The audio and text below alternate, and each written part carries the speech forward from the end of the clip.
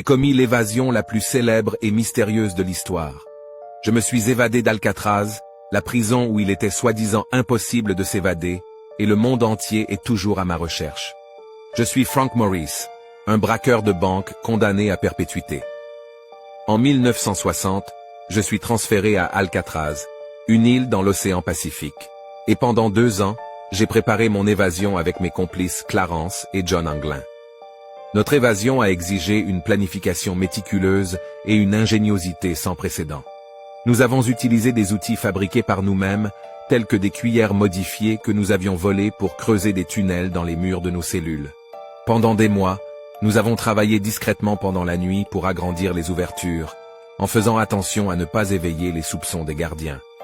Le 11 juin 1962, nous avons réussi à quitter nos cellules et à nous faufiler dans les tunnels jusqu'à atteindre la toiture du bâtiment principal.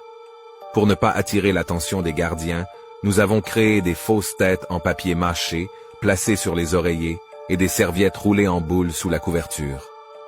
Nous avons utilisé des matériaux tels que des imperméables que nous avions eux aussi volés pour fabriquer un radeau. Nous avons ensuite pris le risque de traverser les eaux glacées de la baie de San Francisco, espérant atteindre la liberté de l'autre côté.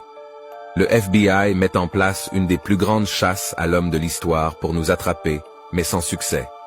Quelque temps plus tard, des morceaux du radeau et des gilets de sauvetage sont retrouvés dans la baie, ainsi qu'un sac imperméable contenant des effets personnels de mes complices.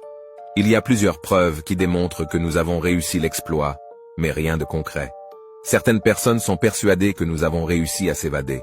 D'autres pensent que nous avons péri dans les eaux glaciales de la baie. Quelle que soit la vérité, notre évasion de la prison d'Alcatraz est devenue légendaire. Tellement légendaire que plusieurs films et reportages ont été réalisés sur notre exploit.